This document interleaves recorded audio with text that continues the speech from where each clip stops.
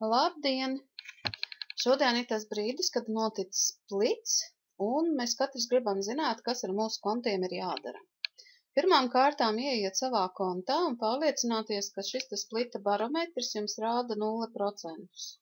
Būs arī sarkana teksta informācija, paskatieties, izlasiet. Nākošā lieta, ko noteikti apskatieties, jūsu konta splitu stāvoklis. Tas ir šis te kvadrantiņš labajā pusītē. Ja jums ir rakstīts, piemēram, kā man 2 spliti no 2, tad viss ir kārtībā un jūs varat savus tokenus, kas jums parādās šajā tokenu lauciņā, visus sūtīt uz maiņu, uz koinu ģenerēšanu. Ja jums ir bijušas paku kombinācijas, piemēram, 110 plus 550 vai 110, 550 plus 1100, tad noteikti pievērsiet uzmanību, vai ir visi spliti izieti, lai jūs nezaudētu šo te savu koinu daudzumu. Ja jums rādās cipari 1 no 2 vai 2 no 3, tad šajā brīdī jums nekas nav jādara. Jums ir jāgaida nākošais splits. Ja, to atcerieties. Ja jūs šajā brīdī palaidīsiet, neizejot vēl vienu splitu, kā ir paredzēts, jūs vienkārši zaudēsiet dubultā savus koinus. Ja? Tātad jūs neiegūsiet to, ko jums dod šī te paku kombinācija. Tātad, ko mēs darām tālāk? Šeit mums ir vienāds ciparu skaits, man piemēram 2 no 2, tātad 2 spliti no 2 paredzētajiem ir sagaidīti. Tokenu skaits, un šie te tokeni ir jālaiž uz mainingu.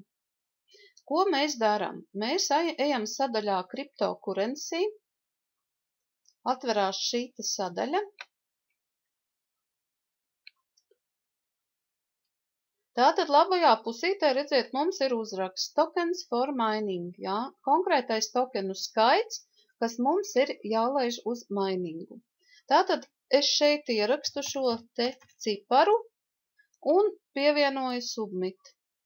Ja?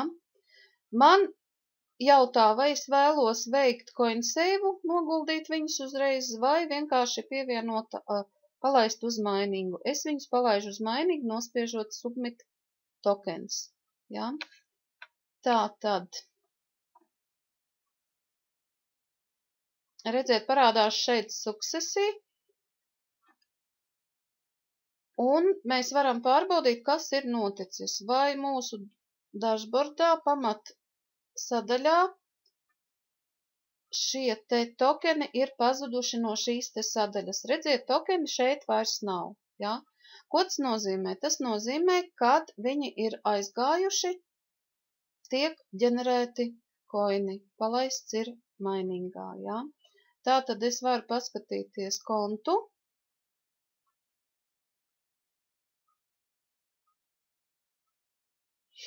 Nedaudz lēnītēm dators strādā, bet tas tāpēc, ka šobrīd visi ļoti aktīvi veic šīs te darbības. Jā. Tātad redziet, kas ir noticies. Ir palaists uz mainingu. Jā. Tātad šeit maininga procesā ir šis te daudzums tokenu palaists. Jā. Tad, kad saģenerēsies koini, tad mēs varam veikt darbību, lai viņus nosēvotu. Ko tas nozīmē? Tas nozīmē, kad ieejam šeit sadaļā coinsave.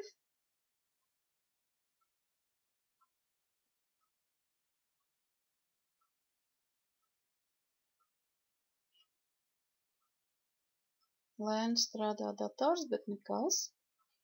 Mēs visi gribam ātrāk izdarīt to, sagaidīt to, ko mēs gaidām. Viss ir kārtībā. Un redziet, šeit ir šis te saglabāšanas coinsave saucamais produkts. Mēs izvēlamies, tad, kad tas ir tajā brīdī, kad mums būs atģenerēti jau koini, ja, mēs to varam darīt. Mēs izvēlamies šo te laika periodu, uz kādu, ja, es ieteiktu ne mazāk kā 18 mēneši, ja jūs liekat, jo informāciju mums kompānija devusi, kad kompānija koinus izlaidīs atklātā biržā 18. gada 2. ceturksnī, tad vienkārši, lai viņi lieki nestāvētu mums kontos. Tas ir pie gadījuma, ja mēs nevēlamies pirkt un pārdot preces, kad atvērsies 16. februārī šī te tirzniecības platforma. Ja mēs savus koinus nevēlamies tērēt, tad es iesaku viņus noguldīt uz šo te CoinSave attiecīgi 1,5 vai 2 gadus. Tātad, ko mēs darām? Mēs izvēlamies šo te periodu, ieliekam transakcijas paroli un nosūtam send, nospiežam zaļo pogu. Mūsu šie te saģenerētie koini aizies CoinSave un tātad viņi tur būs redzami.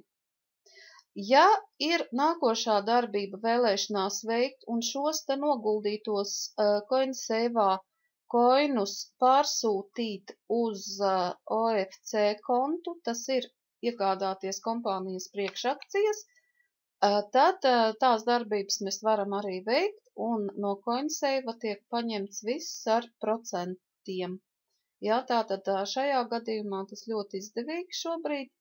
Uz pirms akciju iegādi var paņemt koinus no CoinSave ar visu procentu šo te pilno uzskaitījumu. Tās ir tās darbības, ko gribēju parādīt, tas, kas ir jāveic šobrīd. Bet vēlos atgādināt, neaizmirstiet uzmanīgi paskatīties, cik spliti jūsu kontā ir izgājuši. Jā, tātad, lai jūs nezaudētu to, kas nebūtu pazaudējums. Lai visiem veicas! Tiekamies nākošreiz!